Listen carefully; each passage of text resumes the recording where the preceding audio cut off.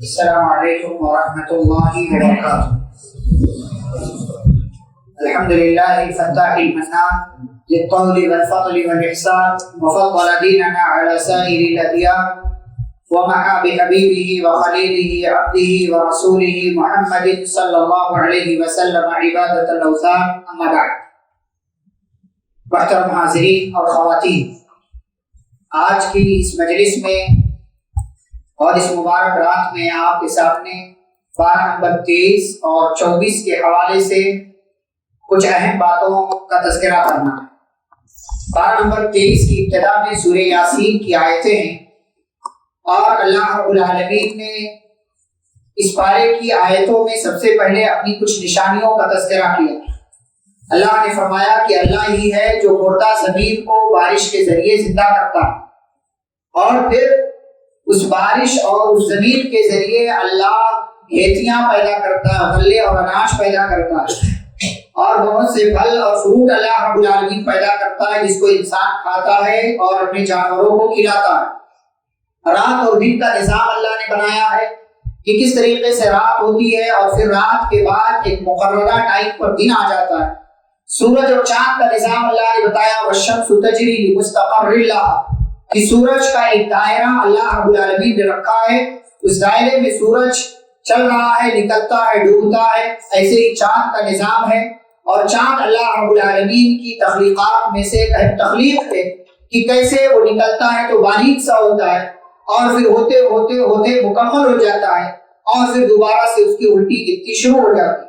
سمندر میں چلنے والی کشتیوں کا اللہ نے تذکرہ کیا ہے کہ اللہ کے حکم سے کشتیاں سمندر کے پانی میں چلتی ہیں، اور اللہ اگر چاہے تو ان کو ڈبا دے، لیکن وہ اللہ کا حکم ہے، جب آتا ہے تب اس طرح کا کام ہوتا ہے۔ یہ اللہ نے اپنی کچھ نشانیاں ذکر کی ہیں۔ سور میں پھونک مارے جانے کا اللہ نے تذکرہ کیا ہے، اور اس کے بعد کا منظرنامہ بیان کیا کہ سور میں پھونک مارا جائے گا تو سارے لوگ اپنی قبروں سے اٹھ کر کے اللہ کی طرف بھاگ کھڑے ہوں گے، اور لوگ کہیں گے یا ویلنا وبعثنا من مرقدنا، افسوس کس نے ہم کو ہماری خوابگاہ سے اٹھا دیا کہ ہم تو وہاں پڑے ہوئے تھے، کس نے اٹھایا؟ تو اللہ کی طرف سے آواز آئے گی، یہ وہ دن ہے، یہ وہ چیز ہے جس کا اللہ نے تم سے وعدہ کیا تھا اور رسولوں نے جس کی تصدیق کی تھی۔ اللہ کہتے ایک آواز آئے گی، اور اس ایک آواز کی وجہ سے تمام لوگ ہمارے پاس جمع ہو جائیں گے۔ اعلان کیا جائے گا آج کے دن کسی پر کوئی ظلم نہیں ہوگا، اور تمہیں تمہارے عمل کا پورا پورا بدلہ دیا جائے گا۔ اب جنتیوں کا بدلہ اللہ تعالیٰ دے دے گا، جو جنتی ہوں گے ان کو جنت میں داخل کر دیا جائے گا۔ جہنمیوں کا اللہ رب العالمین نے تذکرہ کیا ہے کہ یہ جہنم میں جب انہیں ڈالا جائے گا یا اللہ رب العالمین سوال کرے گا ان سے، تو یہ جھوٹ بولنے کی وہاں بھی کوشش کریں، وہاں بھی جھوٹ بولنے کی کوشش کریں گے، تو اللہ تعالیٰ ان کے منہ پر مہر لگا ان کا منہ بند کر دے گا، اور ان کے خلاف تقریباً 8 چیزوں کا اللہ نے تذکرہ کیا ہے کہ 8 چیزیں اس کے خلاف گواہی دیں۔ اللہ نے سورہ یاسین میں کہا کہ الیوم تشہد الیوم نختم علی افواہہم، ہم ان کے منہ پر مہر لگا دیں گے، ان کے ہاتھ بات کریں گے اور ان کے پیر بولیں گے۔ سورۃ النور میں اللہ نے کہا یوم تشہد علیہم السنتہم وایدیہم وارجلہم، وہاں بھی اللہ نے ہاتھ کا، پیر کا اور اس کے ساتھ ساتھ زبان کا نام لیا۔ آگے ایک سورہ آئے گی سورہ حامیم سجدہ، وہاں اللہ نے کہا کہ انسان کے کان، اس کی آنکھیں اور اس کی جلد، یہ چمڑی اس کے خلاف گواہی دے گی، اور خود جہاں انسان جس زمین پر جہاں انسان نے غلط کام کیا وہ زمین انسان کے خلاف گواہی دے گی۔ تو آپ بند کمرے میں ہیں، آپ یہ سمجھتے ہیں کہ کوئی نہیں دیکھ رہا، گناہ کا کام کر لو، لیکن یاد رکھیں کہ وہاں بھی اللہ نے آپ کے خلاف گواہ دینے والے خود آپ کے اپنے جسم میں موجود چیزوں کو اللہ نے تیار کیا، یہ آنکھ، یہ ہاتھ، یہ پیر اور یہ چمڑی اور یہ جو ہے کان، اور ایسے ہی آپ کی اپنی زبان خود آپ کے خلاف بولے اللہ کے حکم سے۔ تو یاد رکھیے کہ جب بھی گناہ کرے یہ تصور باقی رکھے کہ اللہ رب العالمین دیکھ رہا ہے، اور خود ہمارے اعضاء ہمارے خلاف گواہی دیں گے۔ ایک انسان کا اللہ نے تذکرہ کیا، وہ انسان کہتا تھا من یحیی العظام وہی رمیم، کہ جب ہم مر جائیں گے، ہڈیاں گل سڑ جائیں گی اور زمین میں دفن ہو جائیں گی، تو کون ہے جو دوبارہ ان گلی سڑی ہڈیوں کو جو ہے دوبارہ زندگی دے گا، پیدا کرے؟ تو اللہ نے کہا کہ آپ ان سے کہہ دیجئے کہ وہی اللہ جس نے پہلی مرتبہ پیدا کیا تھا وہ دوبارہ بھی پیدا کرے گا۔ پیارے نبی صلی اللہ علیہ وسلم نے اس حوالے سے ایک واقعہ بیان کیا۔ اللہ کا خوف کتنی بڑی چیز ہے، آپ دیکھیں ایک بندہ تھا، نیک نہیں تھا، بہت برا تھا، آخری آپ کے حساب سے کہہ لیجیے آخری برا تھا، اتنا برا تھا کہ وہ ہر قسم کی برائیوں میں ملوث تھا، لیکن اسے اللہ کی پکڑ کا خوف پیدا ہو گیا جب وہ بیمار ہوا۔ تو اس نے اپنی اولاد سے کہا کہ جب میں مر جاؤں تو میری لاش کو قبر میں دفن نہیں کرنا، بلکہ میری لاش کو آگ کے حوالے کر دینا، اور اس آگ کی جو راکھ ہوگی اس کو ہواؤں میں اور آدھا حصہ سمندر میں ڈال دینا۔ یہ وصیت کی، مر گیا۔ اس کی اولاد نے اپنے باپ کی لاش کو جلایا اور جلا کر کے وہ راکھ ہواؤں میں اور جو ہے سمندر کے پانی میں پھینک دیا۔ پیارے نبی صلی اللہ علیہ وسلم فرماتے ہیں اللہ نے حکم دیا ہواؤں پہ کہ اس راکھ کو جمع کرو، سمندر کے پانی کو حکم دیا کہ راکھ کو جمع کرو، راکھ جمع ہوئی، اللہ نے اس انسان کو زندگی دی، اس کا جسم بنایا، ڈھانچہ بنایا، اس کے اندر روح واپس دوبارہ کی، اور اس سے سوال کیا میرے بندے بتا تجھے اس کام پر کس نے مجبور کیا؟ تو وہ کہے گا یا اس نے کہا کہ اے اللہ تیرے ڈر اور خوف نے پکڑے جانے کی وجہ سے اے اللہ نے میں نے یہ سمجھا کہ اے اللہ تو دوبارہ جو اس طریقے کا مجھے نہیں بنا پائے گا، یا جو ہے میری راکھ ہوا میں پھیل جائے گی، تو ایسی صورت میں کہاں یہ راکھ اکٹھا ہوگی، کہاں دوبارہ اٹھایا جانا ہوگا؟ تو اللہ رب العالمین اس سے کہے گا، پیارے نبی صلی اللہ علیہ وسلم نے فرمایا کہ اللہ تعالیٰ اس سے کہا کہ میرے بندے تیری اسی خوبی کی وجہ سے جا تجھے میں معاف کرتا ہوں کہ تیرے دل میں میرا خوف اور میرا ڈر موجود تھا۔ اور اس کے بعد اللہ نے کہا سورہ یاسین کی آخری آیت میں انما امرہ اذا اراد شیئا ان یقول له کن فیکون۔ اللہ کا معاملہ تو یہ ہے کہ تم راکھ کو پیدا کرنے کی بات کرتے ہو، تم دوبارہ اٹھانے کی بات کرتے ہو کہ جب قبر میں دفن ہو جائیں گے دوبارہ اٹھایا جائے گا۔ اللہ کا معاملہ تو یہ ہے، وہ کہتا ہے کن ہو جا فیکون، تو چیزیں ہو جایا کرتی ہیں۔ یہ اللہ ہے کہ جو ہر چیز پر قادر ہے۔ اس کے بعد سورۃ الصافات کا آغاز ہوتا ہے۔ اللہ نے اس کی ابتدا میں یہ کہا کہ اللہ اکیلا معبود ہے، وہ آسمان و زمین کا رب ہے، اس کے علاوہ کوئی تمہارا سچا معبود نہیں۔ جنتیوں اور جہنمیوں کا اللہ نے تذکرہ کیا ہے، اور یہاں ایک جنتی کی بات اللہ نے بیان کی۔ ایک بندہ جنت میں جائے گا، آپس میں جنتی بیٹھ کے بات کر رہے ہوں گے، تو یہ بندہ کہے گا ابنی کان لی قریب، یہ دنیا میں میرا ایک دوست تھا، دنیا میں میرا ایک دوست تھا، وہ کیا کہتا تھا کیا تو بھی مانتا ہے کہ قیامت آئے گی؟ کیا تو بھی مانتا ہے حساب و کتاب ہوگا؟ کیا تو بھی اس بات کو قبول کرتا ہے؟ تو اس سے فرشتے کہیں گے کہ وہ تمہارا دوست وہ جہنم میں، وہ قیامت کو نہیں مانتا تو وہ جہنم میں، اسے دیکھنا چاہو گے، ملاقات کرنا چاہو گے، اس سے بات چیت کرنا چاہو گے؟ تو اسے لے جا کر کے دکھایا جائے گا، وہ جہنم میں جھانکے گا تو اس کا دوست بیچ جہنم میں ہوگا۔ قالت اللہ ان کی طلب ہوگی، تو یہ جنتی دوست کہے گا اللہ کی قسم بہت قریب تھا کہ میں تیری بات مان لیتا، لیکن اللہ نے میرے اوپر احسان کیا اور میں نے تیری بات کو قبول کر کے میں تیرے راستے پر نہیں گیا، اور آج دیکھ تو جہنم میں ہے اس عقیدے کی وجہ سے، اور دیکھ کہ میں نے اپنے عقیدے کو بچا لیا، میں جنت میں آ گیا۔ تو عقیدہ بہت اہم چیز ہے، عقیدے کی حفاظت کیجیے، ایمان کے ارکان کا خیال رکھیے اور اپنے آپ کو مسلمان بنا کر کے رکھیے۔ اس کے بعد حضرت نوح علیہ السلام کا تذکرہ کیا، پھر ابراہیم علیہ السلام کا تذکرہ۔ نوح علیہ السلام کے تعلق سے گفتگو 12 نمبر 12 میں کر چکی۔ ابراہیم علیہ السلام کی ایک دعا کا یہاں تذکرہ ہے۔ ابراہیم علیہ السلام کو آپ جانتے ہیں کہ لمبی مدت تک اولاد نہیں، بہت لمبا عرصہ وہ اللہ سے دعا کرتے تھے۔ کیا دعا کرتے تھے؟ رب هب لي من الصالحین۔ جب بھی اللہ سے دعا کیجیے نا تو نیک اولاد کی دعا کیجیے۔ جب بھی اللہ سے اولاد مانگی، نیک اولاد مانگی، صرف اولاد مت مانگی، بیٹا ہو بیٹی اللہ کو دینا، کہ جب بھی مانگی اللہ سے نیک اولاد مانگی۔ اور یہاں ابراہیم علیہ السلام کا یہ واقعہ میں ذکر کر رہا ہوں، انہوں نے نیک اولاد اللہ سے مانگی، اور اللہ نے جب دیا تو نیک اولاد دیا۔ کیسی نیک اولاد؟ کہ وہ بیٹا جب دوڑنے پھرنے کے لائق ہو گیا تو ابراہیم علیہ السلام نے خواب میں دیکھا کہ اسی بیٹے کو اپنے ہاتھ سے ذبح کر، بلایا بیٹے کو، کہا بیٹے میں نے دیکھا ہے خواب میں کہ میں تجھے اپنے ہاتھ سے ذبح کر رہا ہوں، اور انبیاء کا خواب سچا ہوتا ہے۔ کہا بتا کہ میں تجھے ذبح کروں؟ تو بیٹا کیا کہتا؟ یا ابتی فعل ما تؤمر۔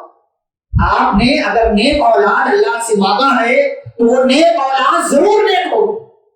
ابراہیم علیہ السلام نے نیک اولاد مانگا۔ کیسی نیک اولاد؟ کہنے لگے حضرت اسماعیل علیہ السلام ابو جان آپ کو جو حکم ملا ہے وہ کر جائیے، ستجدنی انشاء اللہ من الصابرین، مجھے آپ صبر کرنے والا پائیں گے، میں نہ آپ کے حکم کے خلاف جاؤں گا اور نہ اللہ کے حکم کے خلاف جاؤں گا۔ یہاں رک کر کے ایک واقعہ میں آپ کے سامنے سے، پچھلے دنوں ایک عربی شیخ نے بڑا پیارا واقعہ سنا۔ ہمیشہ اللہ سے نیک اولاد، وہ چاہے دے چاہے نہ دے، آپ کا جو کام ہوگا۔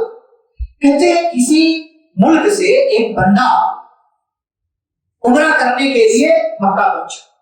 واقعہ سنیے، کتنی عبرت کی بات، اور آپ کی ایک رہنمائی سے کسی کی زندگی کیسے سنور سکتی ہے۔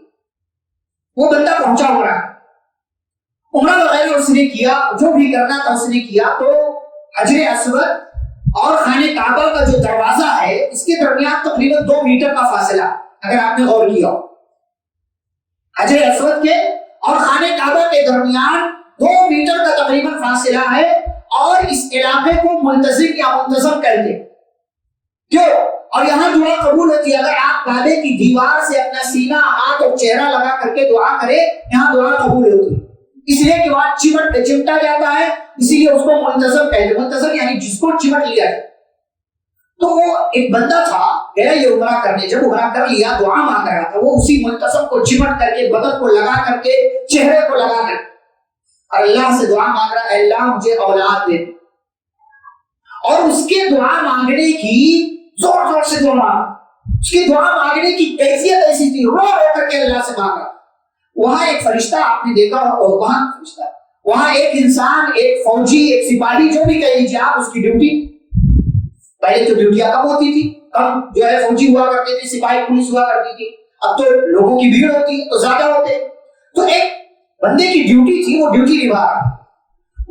اس کے کان میں آواز آئی کہ کوئی ہے جو یہاں کھڑے ہو کر کے دعا مانگ رہا ہے۔ حضرت یوسف کے پاس اس کی ڈیوٹی تھی، اور اس کی مانگنے کی جو کیفیت تھی نا، اس کیفیت کی وجہ سے اس کا پورا جو ہے، پوری شکل و صورت اور پوری کیفیت اس کے ذہن میں بس گئی۔ اس نے اسے کچھ نہیں کہا، وہ بندہ گیا، اس کی دعا قبول ہوئی، اللہ نے اسے ایک بیٹا دیا۔ 16-17 سال گزرے، وہ بندہ دوبارہ عمرہ کرنے آیا، اور اسی جگہ پر، اسی حالت میں، اسی کیفیت میں جا کر کے وہ اللہ سے اب کیا دعا کر رہا ہے، اللہ میرے بیٹے کو ہلاک کر دے، اے اللہ میرے بیٹے کو مار دے، غارت کر دے۔ آج بھی اس جگہ اسی پولیس کی ڈیوٹی تھی جو 16-17 سال پہلے ڈیوٹی کر رہا، اس نے دیکھا تو پہچان لیا کہ یہ وہی بندہ ہے جو 16-17 سال پہلے آیا تھا، اللہ سے اولاد مانگ رہا تھا، آج اولاد کو مارنے کی دعا مانگ رہا۔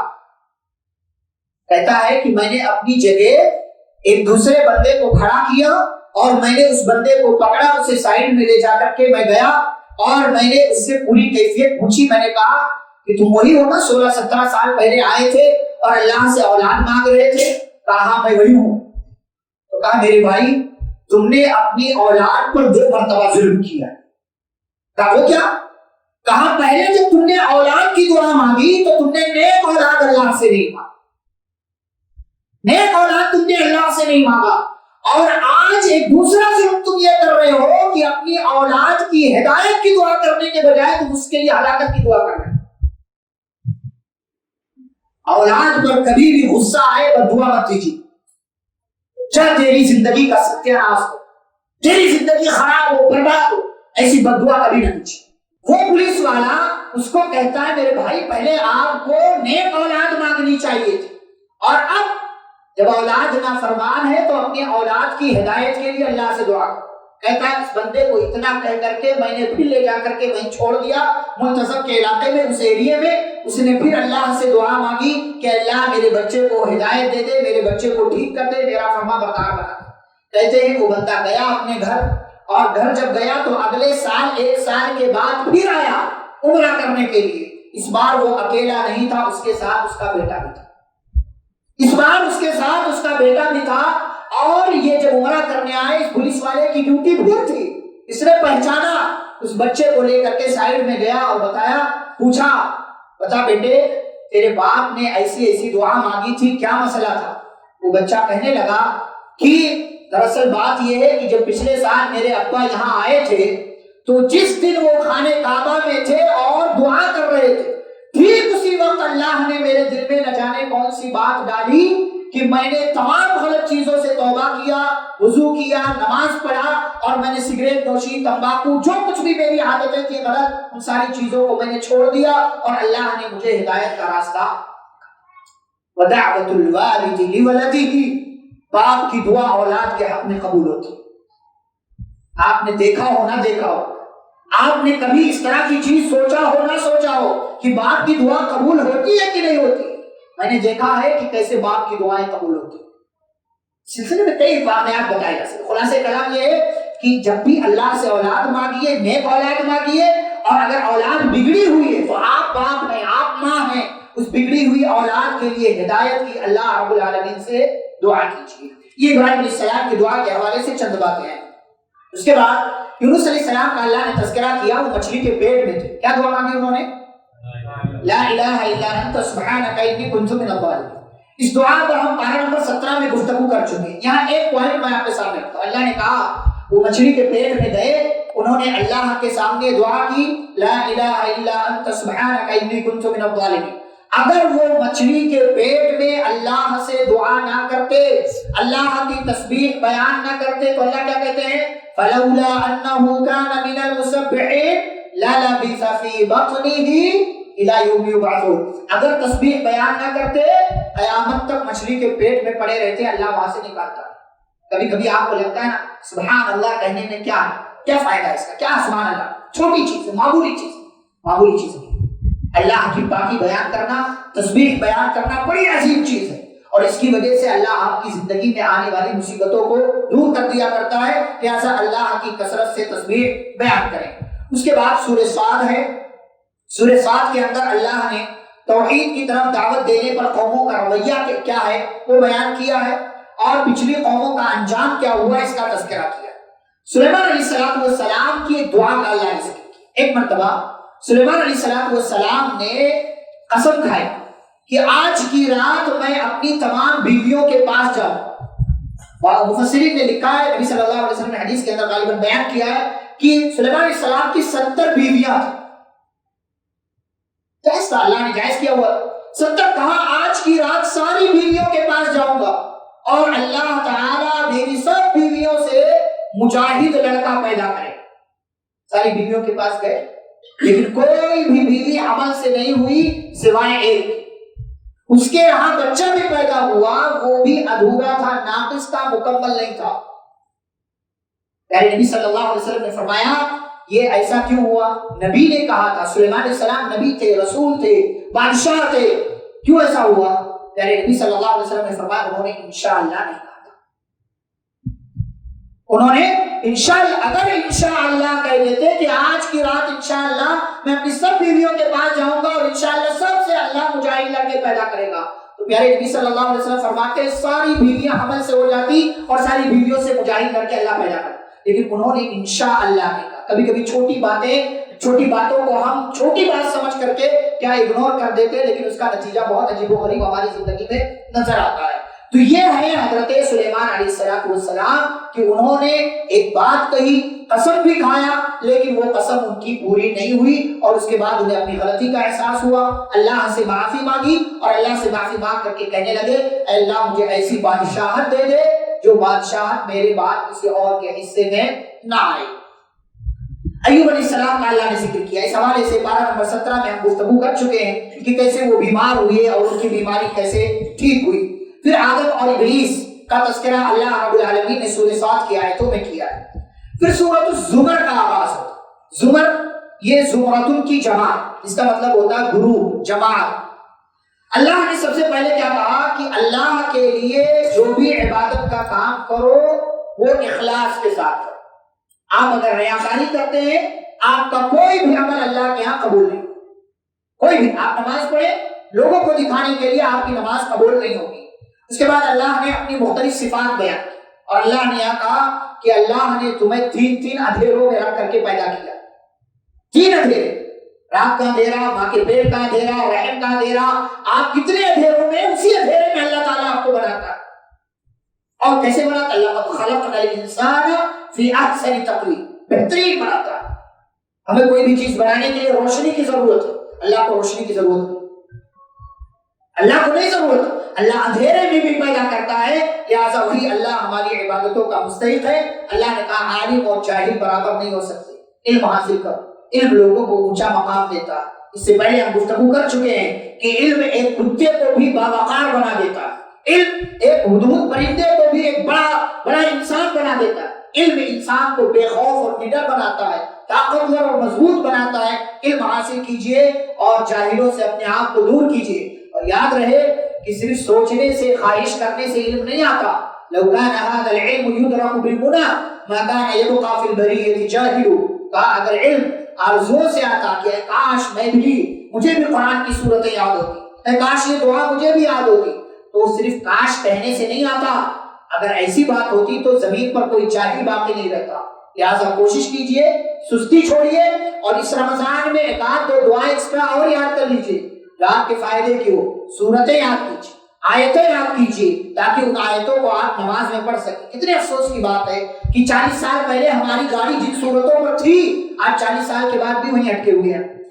وہی الگ طرح سے لے کر کے من الجنۃ والناس تک ہمیں یاد ہے. بہت سے لوگوں کو وہ بھی یاد نہیں. وہی 10-12 دعائیں ملا کر کے ہمیں یاد ہے.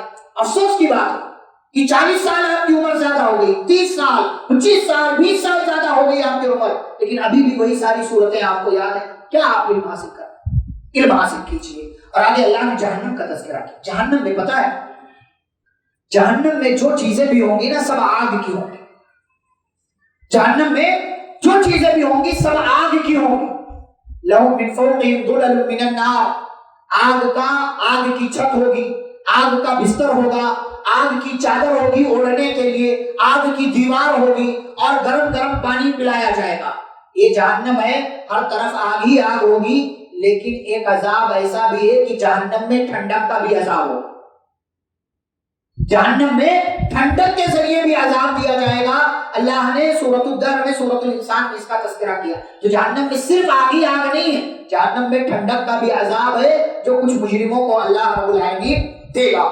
مشرک اور موحد کی مثال اللہ نے بیان کی کہ ایک بندہ جو شرک کرنے والا ہے اور ایک بندہ جو ہے توحید والا ہے, تو ان کی مثال ایسے ہی ہے کہ جیسے ایک بندہ اس کے کئی مالک ہیں. کبھی یہ مالک کام کے لیے بلاتا ہے, کبھی یہ, کبھی یہ, کبھی یہ. اور ایک بندہ ہے جو صرف ایک بندے کا غلام ہے, ایک مالک کا غلام ہے, وہ جب بلاتا ہے وہ حاضر رہتا ہے. تو ایسی ہی مثال توحید والے کی. توحید والا صرف اللہ کے سامنے جھکتا ہے, جبکہ مشرک کبھی یہ در, کبھی یہ در, کبھی یہ درگاہ, کبھی یہ مزار, کبھی یہ بابا, کبھی یہ پاکھنڈی, کبھی اس کے پاس, کبھی اس کے پاس, چکر, وہ اس کا کوئی یقین نہیں. کسی نے کہہ دیا یہاں جاؤ وہاں گیا, کسی نے کہا وہاں جاؤ وہاں گیا, کسی نے کہا وہاں جاؤ وہاں پہنچ گیا. پیسے بھی خرچ کر رہا ہے, انرجی لگا رہا ہے, طاقت لگا رہا ہے, ساری چیزیں صرف کر رہا ہے, لیکن نتیجہ کچھ نہیں. هل يستويان مثلا, کیا دونوں برابر ہیں؟ بالکل بھی برابر نہیں ہے. توحید والا بنیے اور شرک سے اپنے آپ کو بچا کر کے رکھیے. پیارے نبی صلی اللہ علیہ وسلم کی وفات کا عقیدہ اللہ نے بتایا کہ پیارے نبی صلی اللہ علیہ وسلم کی وفات ہو چکی ہے, یہ ہمارا عقیدہ. لیکن ہمارے اپنے بھائی کہتے نہیں, نبی پردہ کر گئے, نبی کی وفات نہیں ہوئی. وفات کا لفظ استعمال کرنا گستاخی ہے. اللہ نے استعمال کیا انک میت و انہم میتون, آپ کو بھی موت آنے والی ہے, یہ لوگ بھی مریں گے. انسان کوئی بھی ہمیشہ رہنے کے لیے نہیں آیا.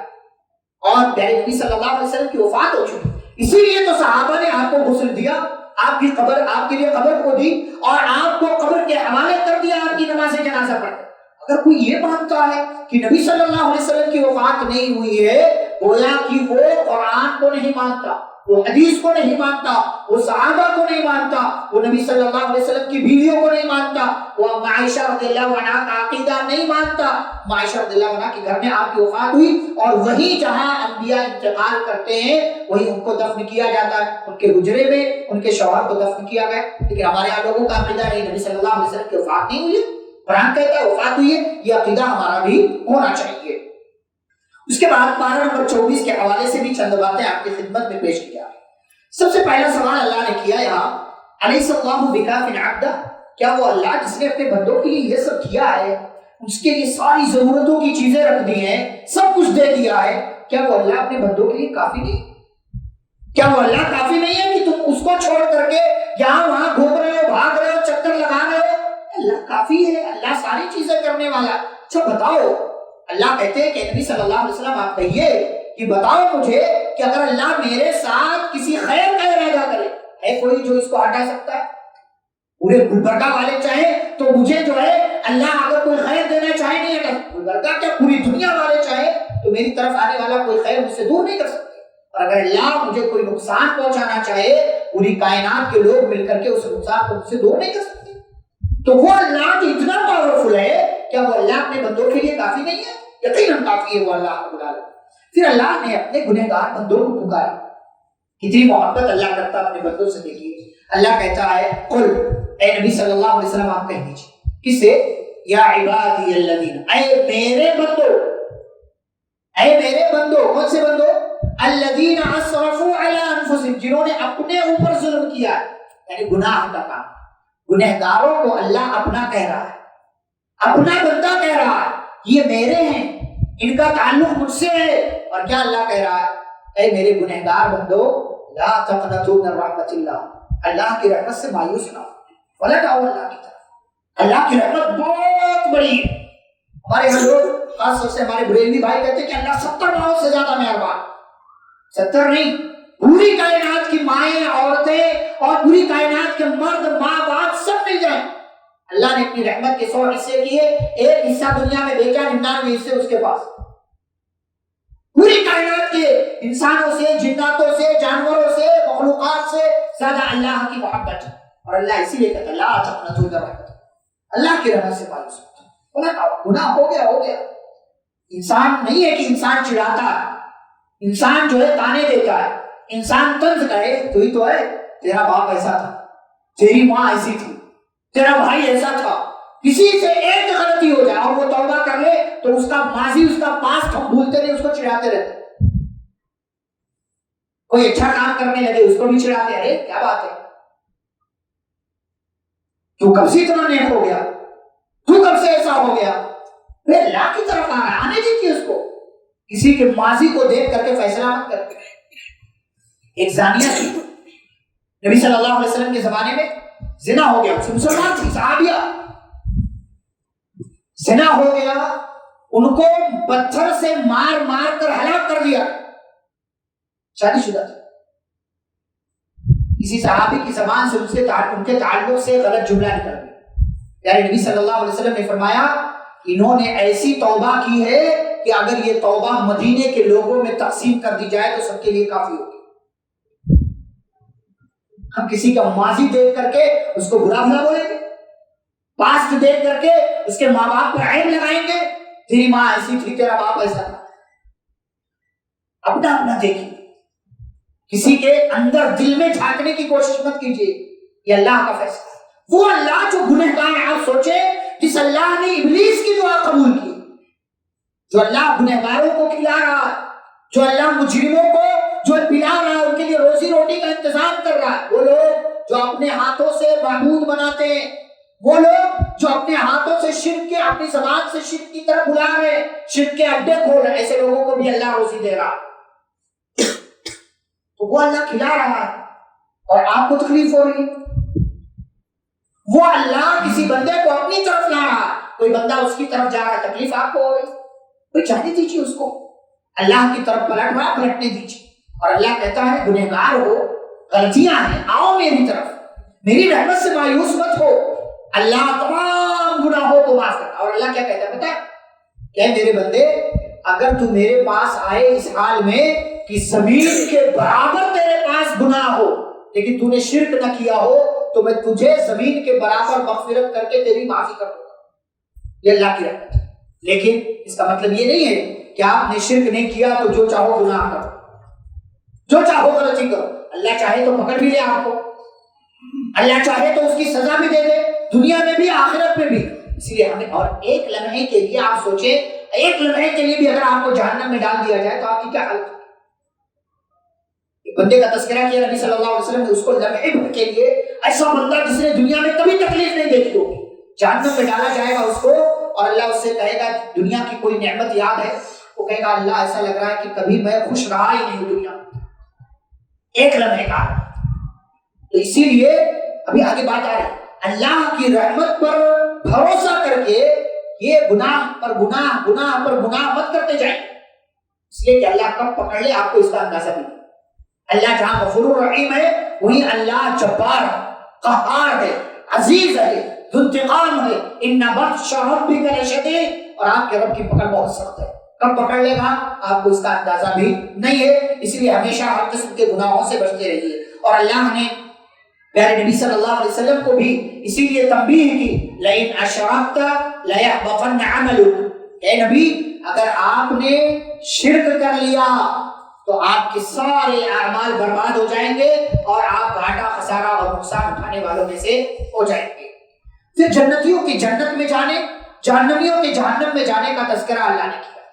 اللہ کہتے ہیں کافروں کو جانوروں کی طرح ہانک کر لایا جائے گا جہنم کی طرف، گروپ کی شکل میں تھوڑے تھوڑے تھوڑے تھوڑے آئے، جہنم کے دروازے پر پہنچیں گے تو جہنم کا داروغہ ہے فرشتہ، کیا نام ہے اس کا؟ مالک۔ جہنم کا داروغہ مالک کہے گا، بلکہ کئی ایک ہے وہ تمام داروغہ جو تمام فرشتے ان کا ہیڈ ہے وہ مالک۔ مالک کہے گا الم یاتکم رسل منکم، بھئی جہنم میں آ رہے ہو، کوئی ڈرانے والا نہیں آیا؟ دنیا میں کوئی سمجھانے والا، کوئی بتانے والا کہ اللہ کی طرف آؤ؟ ماشاءاللہ کتنے لوگ رمضان کے بعد غائب ہو جائیں، افسوس ہے، سمجھانے بولنے کا کوئی فائدہ نہیں، ادھر سے سنا ادھر خلاص، سب مٹی سب ہوا، کیا بولا ہے بڑا بڑا اچھا، بہت زبردست تقریر کی مسابقہ، کیا فائدہ ہے اتنی زبردست تقریر کا؟ لوگ نمبر دیتے 1 نمبر، بہت اچھا بولا، فلاں مولانا ہے تو اچھا نہیں بولا، مزے کے لیے آتے، انٹرٹینمنٹ ہے۔ ہمارے یہاں لوگ کامیڈی کے عادی ہو گئے، انٹرٹینمنٹ چاہیے ہر چیز، کچھ تو الگ، کچھ تو جو ہے اینٹی ہونا چاہیے۔ جہنم کا داروغہ کہے گا کوئی ڈرانے والا نہیں، ادھر آ رہے ہو، سمجھانے والا، بچانے والا، قیامت کے بارے میں بتانے والا، ڈرو ڈرو، کسی نے کہا نہیں؟ اللہ کی پکڑ کا خوف پیدا کرو، کسی نے بتایا نہیں کہ مسلمان ہو تو نماز پڑھنا، بتایا نہیں کسی نے؟ مسلمان ہو اور اللہ کے بندوں قیامت پر ایمان رکھنا ہے، اللہ پر ایمان رکھنا، کسی نے نہیں بتایا؟ کیا کہتے بھلا بتایا تو پھر ولیکن حقت کلمۃ العذاب، ہماری مت ماری گئی تھی، عقل ماری گئی تھی، ہم نے سب سنا سمجھا جانا بوجھا سب کیا، لیکن ہم نے باتوں کو قبول نہیں کیا، اس پر عمل نہیں کیا۔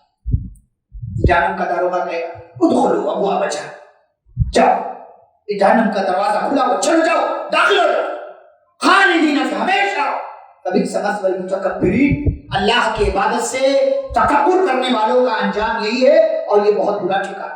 وہیں دوسری طرف تصویر کا دوسرا رخ جنتی، نیک عمل کرنے والے جنت کی طرف، ان کو بھی بڑے پروقار انداز، مہمان جیسے بڑا مہمان وی آئی پی مہمان آتا ہے، استقبال کرتے ہیں، پورے استقبال کے ساتھ شایان شان لے کر کے آیا جائے گا۔ یہ بھی جنت کے دروازے پر پہنچیں گے اور دروازہ کھلوایا جائے گا، جنتی آ چکے ہیں، دروازہ کھولو، دروازہ کھلے گا، جنت کا داروغہ کہے گا سلام علیکم، تم پر سلامتی، تمہارا آنا مبارک، فادخلوها خالدین، جائیے تشریف لے جائیے۔ جنت میں جنتی جائیں گے، سب سے پہلا جملہ کیا بولیں گے؟ سب سے پہلا جملہ جنت میں داخل ہونے کے بعد کیا بولنا ہے؟ جنت میں جانا ہے لیکن پتہ ہی نہیں ہے، یعنی جنت میں سب کو جانا ہے نا، ارے انشاءاللہ تو بولو بھائی، لیکن کیا بولنا ہے جنت میں جانے کے بعد پہلے؟ چلو ٹھیک ہے، یہاں نہیں پتا وہاں اللہ بتا دے گا، بلکہ خود معلوم ہو جائے، کیا بولنا ہے؟ الحمدللہ۔ بھائی جنت سے بڑی نعمت ہے، نعمت ملنے پر کیا کہتے ہیں؟ الحمدللہ، اللہ کا شکر ادا کرتے۔ تو جنت ملے گی تو کیا بولیں گے؟ الحمدللہ، جنتی کہیں گے الحمدللہ، تمام تعریف اللہ کی، جس نے اپنا وعدہ سچ کر دکھا۔ کیا وعدہ اللہ نے کیا ہے؟ ایمان لاؤ گے تو کیا ملے گی؟ جنت، نیک عمل کرو گے تو جنت، اللہ نے وعدہ سچ کر دکھایا، اور ہمیں دنیا میں بھی اور آخرت میں بھی ہمیں زمین کا وارث بنایا، اور یہاں جنت میں ہمیں جنت دے دی، اور یہ بھی کہا کہ صرف اتنے میں نہیں رہنا ہے بلکہ جنت میں جہاں چاہو رہو، پوری جنت تمہاری۔ اللہ کہتے ہیں یہ ہے عمل کرنے والوں کا بدلہ، عمل کرو گے تو اللہ بہترین بدلہ عطا کرے گا۔ اس کے بعد سورۃ المؤمن کا آغاز ہوتا ہے، اس کا ایک دوسرا نام سورہ غافر بھی ہے، سورہ غافر۔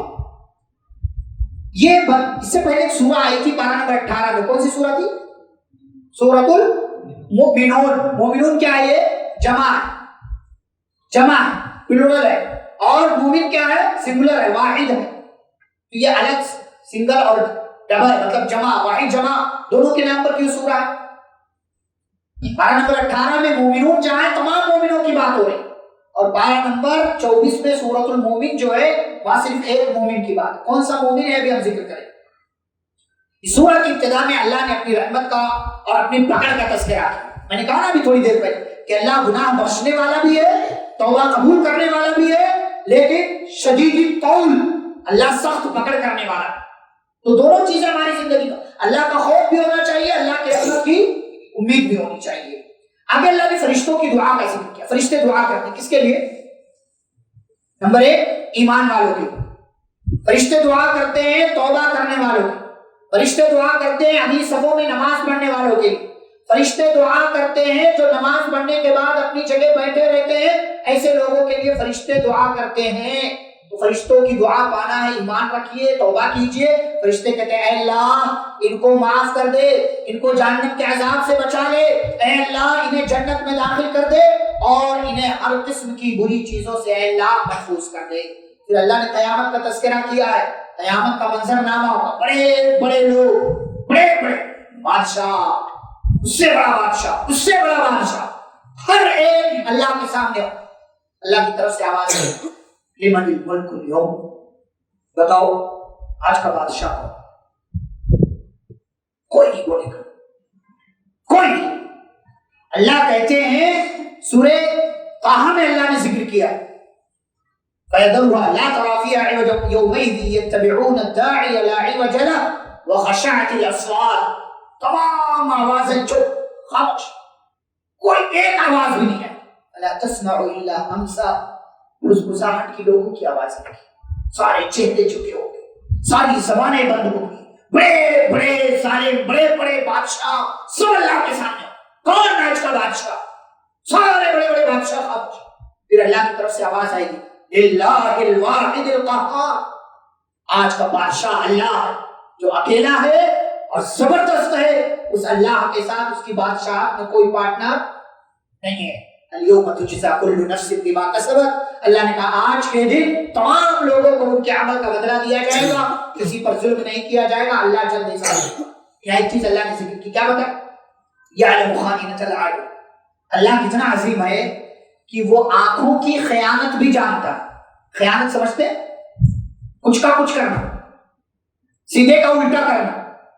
تو اللہ اس کو بھی جانتا ہے کہ آپ کی نگاہیں خیانت کر رہی. اس کو کیسے مثال سے میں سمجھاتا ہوں. سامنے سے کوئی لڑکی آئی، اب ایک نوجوان ادھر سے جا رہا ہے. اب شریعت کا کیا حکم ہے؟ لڑکی بھی نگاہ نیچے رکھے، لڑکا بھی نگاہ نیچے رکھے. لیکن یہ لڑکی کی نظر میں اپنی اہمیت بڑھانے کے لیے نظر نیچی کر لیتا ہے کہ یہ سمجھے گی کہ بہت اچھا لڑکا ہے. کسی کو بتایا نہیں اس نے، لیکن نظر کیوں جھکایا؟ آنکھوں کی خیانت. یہ اللہ جانتا ہے کہ اس کی نظر جھکی ہے تو کیوں؟ ہمارے حکم کی وجہ سے یہ لڑکی کو امپریس اور خوش کرنے کی. یہ بھی اللہ چاہتا ہے.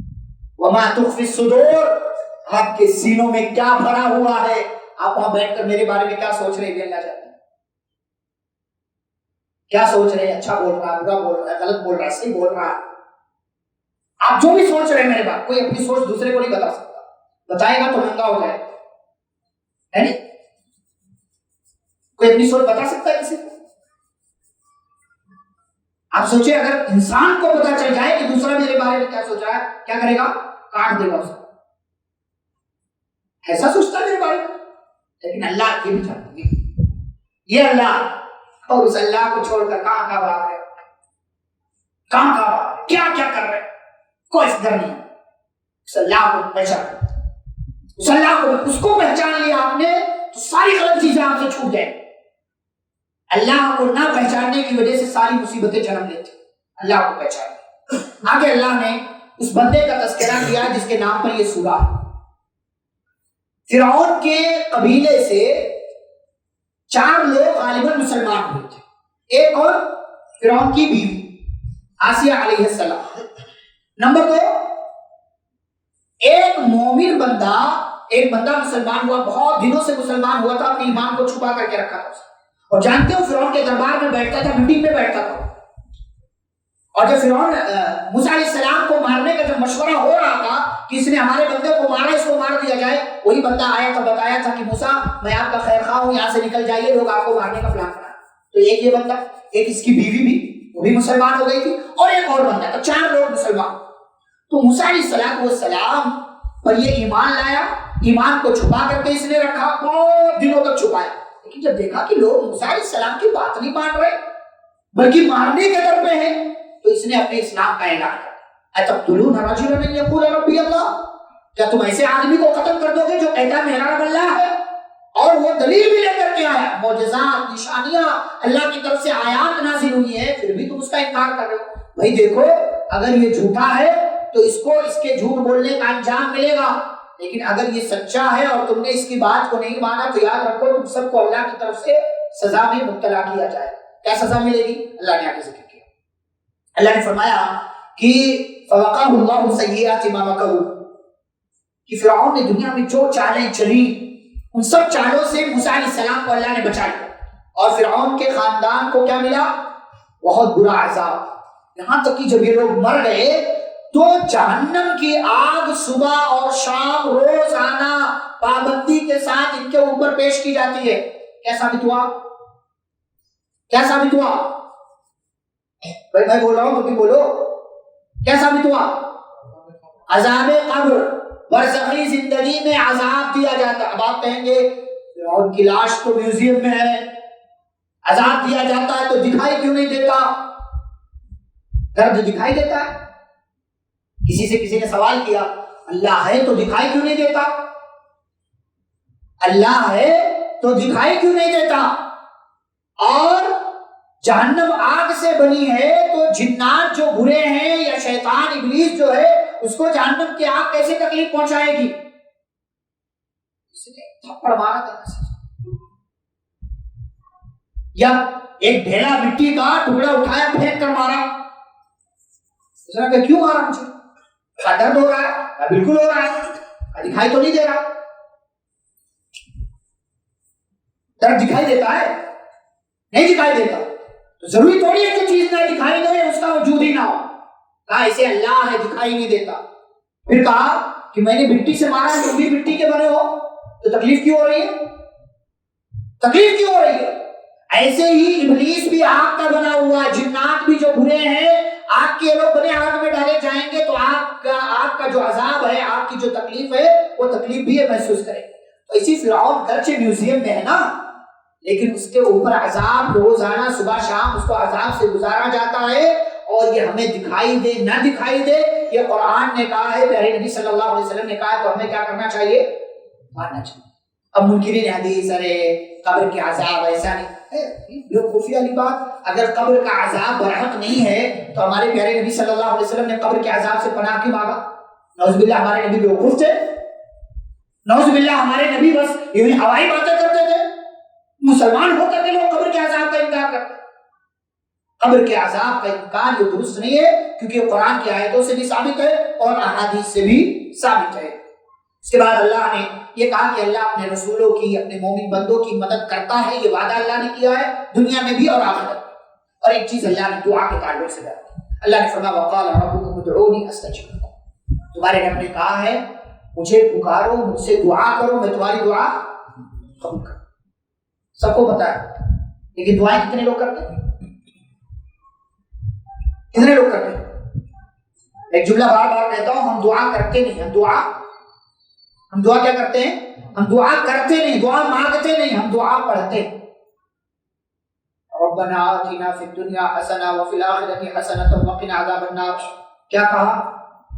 نہ چہرے سے ظاہر ہے، نہ انداز سے ظاہر ہے، نہ بولنے سے ظاہر ہے، نہ دل سے دعا نکل رہی، بس پڑھ رہا ربنا آتنا ربنا ظلمنا اللہم اغفر لی، اللہ کیا کہہ رہا پتہ ہی نہیں ہوتا۔ ہم دعا پڑھتے ہیں، دعا مانگتے نہیں ہیں۔ دعا مانگا کیجئے، دعا پڑھا مت کیجئے۔ اللہ کہتا ہے تم مجھ سے دعا کرو، یاد رہے دعا اصل عبادت ہے، دعا سب سے بڑی عبادت، الدعاء هو العبادہ، دعا ہی عبادت ہے، اس لیے کہ دعا ہر عبادت میں شامل ہے۔ نماز توحید کے بعد سب سے بڑی نیکی نماز ہے. نماز میں کیا ہے؟ مکمل دعا ہے. سورہ فاتحہ اللہ اکبر آپ بولتے ہیں، اس کے بعد سے لے کر کے السلام علیکم ورحمۃ اللہ تک مکمل دعا، مکمل دعا. تو دعا سب سے بڑی عبادت ہے. آپ نے اگر دعا نہیں کیا، کیا کیا؟ وہ اللہ جو کہتا ہے کہ پہلے انسان سے لے کر کے آخری انسان تک سارے اکٹھا ہو جائیں، سارے جنات اکٹھا ہو جائیں اور سب مجھ سے سوال کرے، دعا کرے، مانگے اور میں ان کی منہ مانگی مراد پوری کر دو، اس سے میرے خزانے میں ذرہ برابر بھی کمی واقع نہیں ہوگی. بے شک کی آوازیں بڑی آئیں، بے شک کیا آپ دعائیں مانگتے ہیں اللہ سے اس جذبے کے ساتھ، اس احساس کے ساتھ کہ اللہ کو کوئی مجبور نہیں کر سکتا. آپ دعا مطلب اے اللہ اگر تو چاہے تو معاف کر دے، یہ دعا ہے. ایسی دعا مت مانگی. اللہ کو کون مجبور کرنے والا بھائی؟ اللہ سے کہیے اللہ تو مجھے معاف کر دے، میں تجھ سے معافی مانگ رہا ہوں، مجھ پر رحم فرما، تو مجھ پر تو مہربانی لٹانے والا، تو رحم کرنے والا. یہ اللہ سے کہیے. کیا کیسا لگ رہا ہے کہ مطلب مجبوری میں، بے بسی میں اللہ تعالیٰ کو کوئی مجبور کرے گا کہ اس کو کوئی رشوت دے دے گا کہ نہیں اس کی دعا قبول کرنی ہے، اس کی نہیں کرنی ہے. اچھا اللہ سے کبھی مت یہ کہیے کہ اے اللہ جو آخرت میں تو مجھے سزا دینے والا ہے وہ دنیا ہی میں دے دے. ایک صحابی تھے، ہڈیوں کا ڈھانچہ ہو گیا، کچھ نہیں، جسم میں گوشت کے نام پر ایک ٹکڑا بھی نہیں، بس کھال ہے، ہڈیاں. بستر پر پڑے، نبی صلی اللہ علیہ وسلم کی تیمارداری کے لیے آئے تو دیکھا ان کی حالت، تو آپ سمجھ گئے کچھ نہ کچھ معاملہ. تو کہا کوئی ایسی دعا آپ نے کی تھی؟ تو انہوں نے کہا ہاں میں نے اللہ سے دعا کیا تھا کہ اللہ تو مجھے دنیا میں، آخرت میں جو سزا دینا چاہتا وہ دنیا میں دے. کیا آپ اللہ کے عذاب کو ایک لمحے کے لیے برداشت کر سکتے ہیں جو آخرت میں ملنے والا؟ سب سے ہلکا عذاب کیا ہوگا کہ آگ کی جوتی پہنائی جائے گی. جوتی کہاں پہنتے ہیں؟ پیر. کیا کھولے گا؟ دماغ. سر کھولے گا.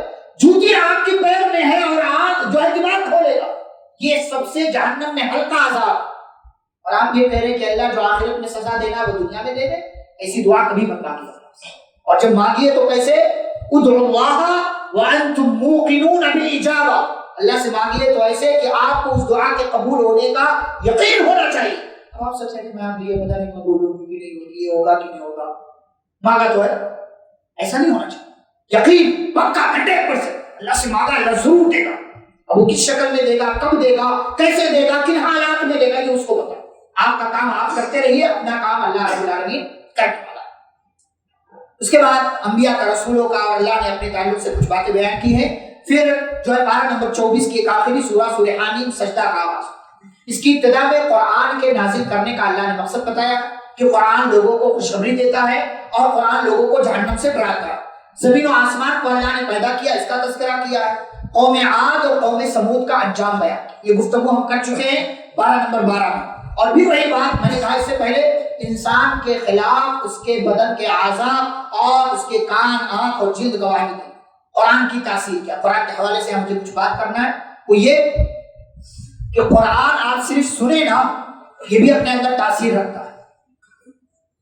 مکہ میں کافر جب نبی صلی اللہ علیہ وسلم خانہ کعبہ میں بیٹھ کر قرآن کی تلاوت کرتے تھے تو بعض دفعہ یہ آواز مشرکین کے کانوں میں بھی جاتی تھی، تو اس کو سن کر کے بعض لوگ مسلمان ہو گئے. حضرت طفیل رضی اللہ تعالیٰ عنہ طائف سے، طائف کا علاقہ قبیلہ دوس، وہاں سے آئے تو سردار تھے، مشرکین مکہ ملے اور پہلے ہی کان بھر دیا کہ دیکھو ہمارے یہاں ایک بندہ ہے، اس کی بات کبھی نہیں سننا.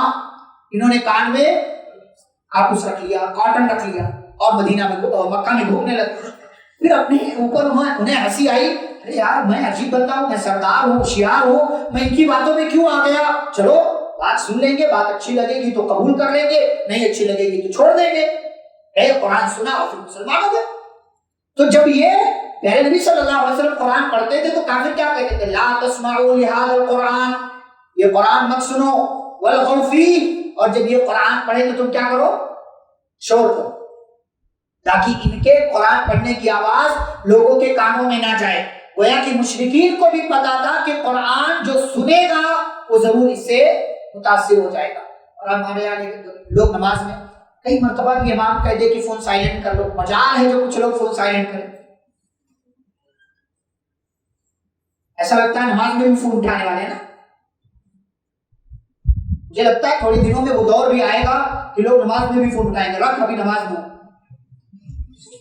واقعی کہہ رہا ہوں, لوگوں کی حالت بہت بری ہوتی جا رہی ہے, یہ افسوس کی بات ہے. اور کچھ لوگ تو ایسے اسکرین ایسے یہ والا حصہ, اسکرین والا حصہ سامنے رکھ ایسے رکھ دیں, فون آئے گا دکھے گا وائف کا فون ہے, پریشر جلدی نماز ختم کر دو, وائف کا فون ہے, فون کرنا نہیں تو بولے گی کہاں ہے. پھر کیا اس کو الٹا بھی رکھ سکتے ہو. اچھا کچھ جیب میں رکھو, کچھ لوگ الٹا رکھتے ہیں آئی فون لیا آئی فون چلا, کیا ضرورت ہے بھائی, جیب میں بھی تو رکھ سکتے ہیں. کچھ اور انتظام کیجیے, اس کا سائلنٹ کیجیے, رکھیے. نماز میں آیا اللہ کے سامنے ایسے عبادت کرے گویا کہ اللہ کو دیکھ رہی ہے. کیا کہ آپ نے تماشا بنا رکھا ہے, نمازوں کا بھی حال برا کر رکھا ہے. اچھا نماز میں بھی چلے آپ بھول گئے, کبھی انسان بھول ہو جاتی ہے, امام بھی بعض دفعہ بھول جاتا ہے. بھول گئے آپ, نماز میں بجنے لگا تو نماز میں وہ جیب سے نکال کر کے آپ جو اس کو سائلنٹ کیجیے, دبائیے, کال کٹ کیجیے, تاکہ لوگوں کی نماز میں خلل نہ پیدا ہو. یہ کیا کہ آپ کی ایک بندے کی وجہ سے پورے نمازیوں کی نماز خراب ہو. اچھا قرآن پڑھا جاتا ہے, اچھا امام کو پیچھے سے کتنی آواز آتی ہے, فون بج جائے تو ماشاءاللہ, بعض لوگ تو ٹون بھی ایسے ایسے لگاتے ہیں. سبحان اللہ. آج کل تو کرکٹ کا زمانہ چل رہا ہے, لوگوں نے اس کے ٹون لگا رکھے. کچھ لوگ ایک مجاہد سے امپریس ہوئے ترکی کے, تو اس کے ڈرامے کا جو ہے ٹون لگا لیا. الگ الگ چیزیں لوگوں نے لگا. اچھا کیا سمجھتے ہیں, نہیں جہاں لوگ ہوں گے وہاں نہیں بجے گا. ایسے لوگوں کا پول اللہ کھولتا ہے, پول کھولتا ہے اللہ کہ کیا کر رہے ہو, پھر شرمندگی ہوتی ہے, فٹافٹ نکالتا. اچھا جب وہ جلد بازی میں کرتا ہے تو جلدی سے وہ ختم بھی نہیں ہوتا, پھر کہیں کا یہاں کا بٹن دبتا ہے, وہاں کا بٹن دبتا ہے, لیکن جس سے سائلنٹ ہوتا ہے وہ نہیں دبتا, تو اور بےعزتی ہوتی ہے اس کی. دیکھو کسی کا بجنا, وہ اٹھنے کے لیے الارم لگا رکھا. تو یہ دیکھیے خاص طور سے نماز میں آئے, قرآن کی تلاوت کریں, فون سائلنٹ رکھیں, نمازوں میں ڈسٹرب نہ ہو, ورنہ میں کہتا ہوں کہیں کافروں والا رویہ آپ کا نہ ہو جائے. آپ اس کے پیچھے انٹینشن اور نیت آپ کی نہیں ہے, لیکن کام وہی ہو رہا ہے, اس لیے ایسے کاموں سے ہمیشہ بچنا چاہیے. اس کے بعد ایمان پر جمے رہنے کا فائدہ, ایمان لے آئے ہیں آپ, جمے رہے. ایمان سے سمجھوتا کبھی مت کیجیے. ایمان کے حوالے سے بات آئے گی انشاءاللہ, جب آخری پارہ ہوگا تو تفصیل سے اس پر گفتگو کریں گے کہ کیسے ایمان سے آپ کو سمجھوتا نہیں کرنا ہے. اور دعوت و تبلیغ کتنی اہم ذمہ داری ہے کہ اللہ نے فرمایا ایسے انسان سے زیادہ اچھی بات کسی اور کی نہیں ہو سکتی جو اللہ کی طرف بلاتا ہے اور خود بھی اس پر عمل کرتا ہے اور کہتا ہے میں مسلمان ہوں. اور اللہ نے قرآن کا تذکرہ کیا کہ قرآن ایسی کتاب ہے جو اللہ کی نشانیوں میں سے بڑی نشانی ہے, اس میں کمی بیشی کی کوئی گنجائش نہیں ہے, اور باطل اس کے اندر داخل نہیں ہو سکتا, کیونکہ اس کی حفاظت کا اللہ نے وعدہ کیا ہے. اللہ اس کی حفاظت کر رہا ہے, اور اللہ نے کہا اس کتاب پر ایمان رکھنا ضروری ہے. من عمل صالحا فلنفسه, جو بندہ نیک عمل کرے وہ اپنے لیے کرتا ہے, جو برا کرتا ہے وہ اپنے لیے ہی برا کرتا ہے. اللہ کسی پر بھی ظلم نہیں کرتا ہے. انشاءاللہ یہ پارہ نمبر 24 مکمل ہوا. کل ہم انشاءاللہ جو 24ویں رات ہے پارہ نمبر 25 ذکر کریں گے, اور 25ویں رات کو انشاءاللہ پارہ نمبر 26 اور 27 دو پاروں کا تذکرہ اگلی رات میں بھی ہوگا انشاءاللہ. اللہ رب العالمین ہم سبھی کو قرآن حدیث کی باتوں کو پڑھنے, سننے, سمجھنے اور عمل کرنے کی توفیق عطا فرمائے. آمین. صلی اللہ علیہ نبی کریم. ربنا تقبل منا انك انت السميع العليم. والسلام علیکم ورحمۃ اللہ وبرکاتہ.